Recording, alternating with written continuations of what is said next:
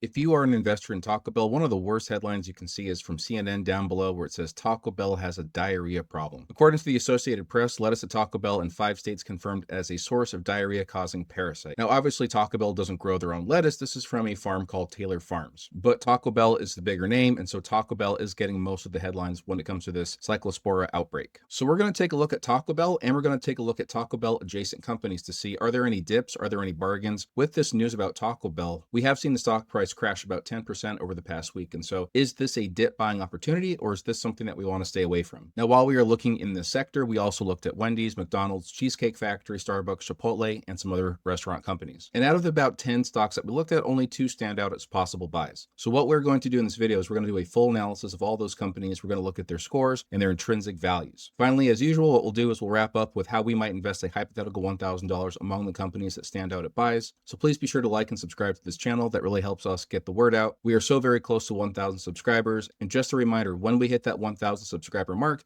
we will be making a YouTube portfolio where we show you how the interflame finance methodology and strategy is used in the real world. We will show you every buy, sell, and trade in that portfolio to see how we build out a quality stock market portfolio with interflame finance strategies. So if you're new to this channel, we want to welcome you. We want to point out that we score and evaluate companies based on 2 different criteria, both the growth and the safety scores. We see Starbucks here has a growth score of -1.8 and a safety score of 0.8. Now, most of these companies are not big growers, and so we're not going to focus on growth. Instead, we're going to focus more on safety when it comes to these restaurant companies. And you can see up here in the slider that we have growth with a weight of 3, safety at a weight of 7. So growth is getting less of a weight than safety. When it comes to the combined score, Interflame Finance combined score for Starbucks is 0.0. Now, what we do is we score these companies from -10 to +10, with -10 being absolute garbage and +10 being the best run company in the world. So therefore, 0 is neutral, but we don't like neutral. We want to make sure that we're picking and investing in the most quality companies that we can find. So we typically prefer combined scores of 5 or higher. Now, over the past week, Starbucks is down 1.7%.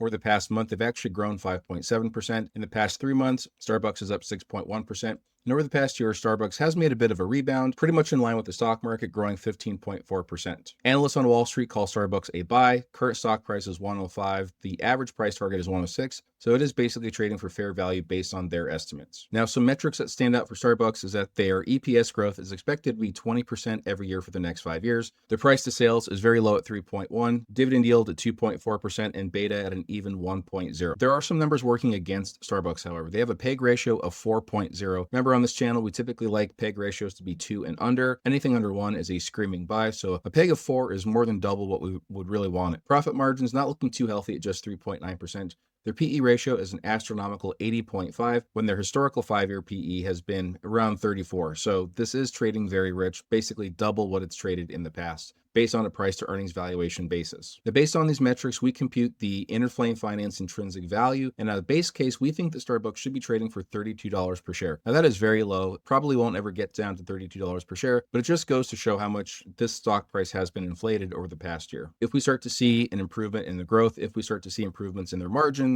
then perhaps this is something that we would buy and that would actually lift up our intrinsic value. But right now, Starbucks, not too terribly interested in. QSR is Restaurant Brands International. They own Burger King, they own Tim Hortons, they own Popeyes, among others. They do have a slightly higher combined Interflame Finance score at just 0.8. They're currently trading for $75 per share. The average price target is 85. That would imply about a 14% increase in the stock price over the next year. Analysts on Wall Street say that this stock is a buy. We are not as optimistic for this brand. We think that it should be trading for $70 per share. That would give us a -7% margin of safety. That means that you'd be paying roughly a 7% premium for this stock based on our estimate. This company does have very low forward PE at 17.5. The price to sales is low at 3.6. They do pay a 3.5% dividend yield for those dividend lovers out there, and their free cash flow yield is a pretty decent 4.6%. We like that to be 7% or higher. Prefer such a small margin industry like restaurants, not too bad. Their PEG is a little high. It's at 2.6. We would like for that to come down, and their beta is 0.5. So if you are very bullish about the stock market in general and you think it's going to pump, then this beta of 0.5 is not too terribly appealing. Stock price may not go up as much. Now, over the past week, QSR has basically been flat, just down 0.7%. Over the past month, they've grown 2. 3.1%. They've fallen 3.4% over the past 3 months, and in the past year, QSR is up 12.5%. Cake is the ticker for the Cheesecake Factory. They have a combined Interflame Finance score of 3.0 today. Now, this is currently a hold among analysts on Wall Street, currently trading for $86 per share. The average price target is $70, and we typically agree with that. We think that it's going to be about $68 per share, so you would be paying a 26% premium for the Cheesecake Factory. Nothing really exciting about the growth of this company. In fact, on the bear case, their PEG is 2.6, and they have very small profit margins at 4.3%. They do have some standout safety metrics. For example, their price to sales is nice and low at 1.1. They do have interest coverage of 22.6. Their dividend yield is 1.4%, and they do have a beta of 1 exactly. So there is a safety argument for Cheesecake, but nothing really stands out in the growth category. That's why we give it a 3.0 overall. Over the past week, Cheesecake is up 4.7%. In a month, it's up 13.6%. And in the past 3 months, it's up 37.5%. So we do see that the stock price is starting to take off, perhaps a little overvalued right now, possibly would have been a better buy earlier in the year. And over the past year, up 39.6%. Now, Wendy's has kind of turned into a meme stock recently. They do have an Interflame combined score of 3.2. Over the past week, they're up 3.5%. In the past month, they're actually up 11.7%. In 3 months' time, in the past quarter, they were up 13.8%. And in the past year, Wendy's has slid down 20.7%.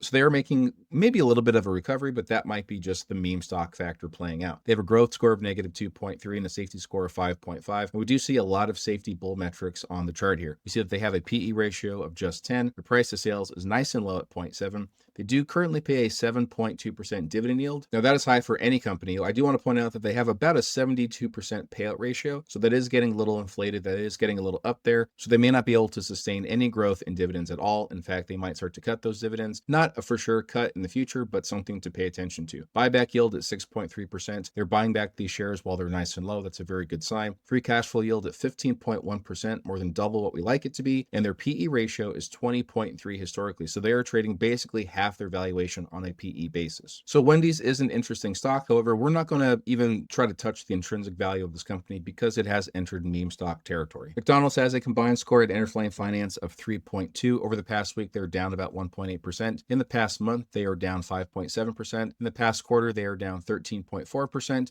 And in the past year, they're also down 7.7%. Wall Street does currently rank this as a buy, currently trading for $268. The average price target is $327. That would be a 22% increase in the stock price over the next year. We at Interflame Finance are not as bullish. In fact, we think that it's basically trading for fair value. We think that McDonald's is basically worth $264 per share. Doesn't really give us any margin of safety. The good numbers for McDonald's is that they have return on invested capital at 17.8%. And they have very healthy profit margins at 31.6%. Their dividend yield is a healthy and respectable 2.8%, and their return on assets, 13.6%. Unfortunately, they are very high in the PEG ratio category, 2.9. For a restaurant, it's not astronomical. If we saw 2.9 for a tech company, we would be very skeptical and very cautious about that. But 2.9 isn't too bad for something in the consumer cyclical space, but it is high nonetheless. Now, Yum Brands is the one that we are featuring today because Yum does own Taco Bell. They also own KFC and I believe Pizza Hut as well. And so they have a combined score at 3.8. In the past week, they have slid down 8.5%. In the past month, they were making a little bit of recovery in the past half of a month, but then they slid down with the outbreak of the diarrhea. Over the past 3 months, they've gone down 8.7%, and in 1 year's time, they're actually basically flat, up just 1.2%. Growth coming in at a 2.4, safety at a 4.4, so that gives us a combined score of 3.8. Now, this is currently a buy on Wall Street. They're currently trading for $148. The average price target is $174. That would give us about an 18% increase in the stock price over the next year. The standout metrics is that they have very nice return on invested capital at 38%, profit margins at about 21%, price to sales 4.8, dividend yield pretty decent 2%, return on assets 23.3%. However, even with the recent dip, we do feel that this stock is overpriced. We give it an Interflame Finance intrinsic value of $95 per share. That would be about 56% premium that you'd be paying. So this stock has to come down a lot more in order for us to put it on our watch list. Darden Restaurants owns restaurants like the Olive Garden and Longhorn Steakhouse. They do have an Interflame combined score of 4.0. Remember, we like scores to be 4.5 or higher, so we are getting close to that desired 5 mark. Growth coming in at just a 1.5, safety at 5.1. This is also currently a buy on Wall Street. They are trading for $199 per share. The average price target is $228. That would imply a 15% increase in the stock price over that time. In the past week, they've only gone up about 1%. In the past month, they've actually fallen 5.3%. In the past 3 months, they're basically flat, just down 0.5%.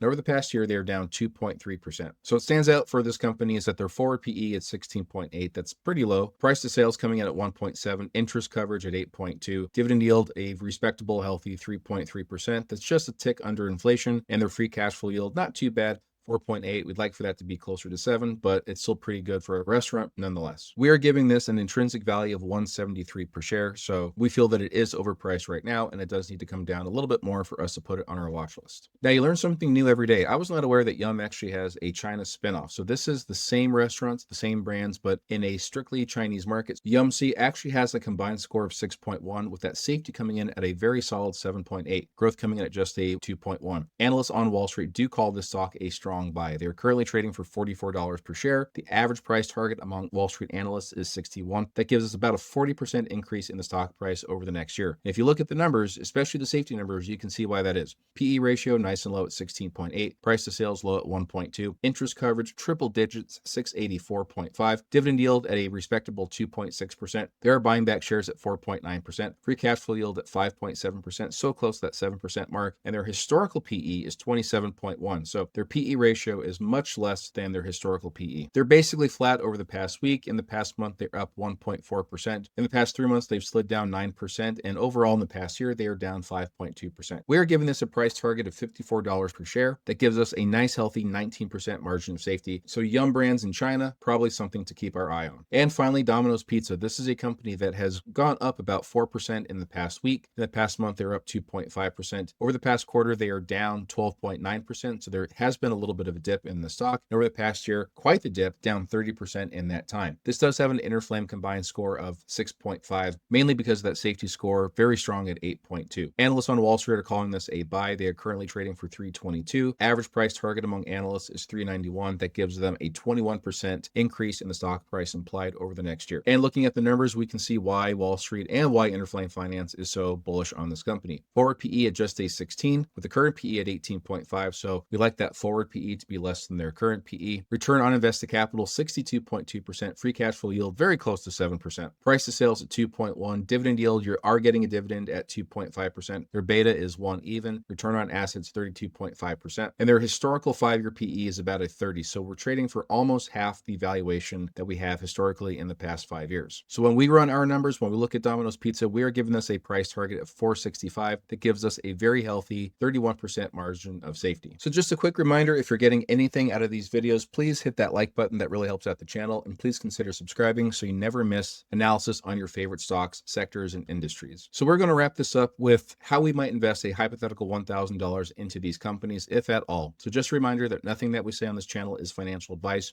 We are not telling you to buy, hold, or sell anything in your portfolio. Always do your own research and always do your own due diligence. Of the 10 companies that we looked at today, only 2 qualify for buys. So what we're going to do is we're going to take $1,000 and divvy that up among these 2 different companies. We do require that they have a minimum combined score of 5%. And we are going to require a minimum base margin of safety of 10%. The way that we invest our money at Interflame Finance is we employ what's called a dip allocation strategy. So what we're going to do is we're going to take our $1,000 and we're for sure going to invest 55% of it. That would be $550. But what do we do with that other $450? If there are companies that have very healthy margins of safety, where they have very high combined scores, we're actually going to put more money toward those because we feel that those are great values at cheap prices. We're also going to take a look at, well, what if we just wanted to invest all $1,000 and not do any sort of dip allocation strategy? So the first company that comes up on our watch list today is Yum Brands in China. They have a combined score of 6.1 with that 19% margin of safety. This would just get the base amount of $275 over $1,000. If we wanted to invest all $1,000 into these 2 different companies, we'll put $366 or 36.6% into Yum China. And Domino's, with their combined score of 6.5 and their pretty decent margin of safety of 31%, they would get also $275 based on the dip allocation strategy. If we were to invest all $1,000, this would get much more of our money because they do have a slightly higher combined score, but a much healthier margin of safety at 31%. So we would put 63.4% or $634 into Domino's Pizza. So you can see here that bet we would invest $550 into these two different companies, and we would keep $450 on the side. What do we do with that $450 on the side? We wait for better deals, better values. If the companies that we are looking at all take a dip, then this would not be reserve cash. We would actually be dipping into the cash reserves, and we would be investing more than $1,000. It's a strategy that's worked out very well for us with the recent dips in the stock market in the past 5 years, and it's something that we're going to continue doing. So there you have it, folks. Those are the two companies that we would invest in. Let us know down in the comments below, what do you think about these picks? Are there any companies that we did not cover that you want us to cover? Let us know your thoughts. We love interacting with you. We love talking to you. So thank you so much for watching. We appreciate you being here, and we'll see you in the next video.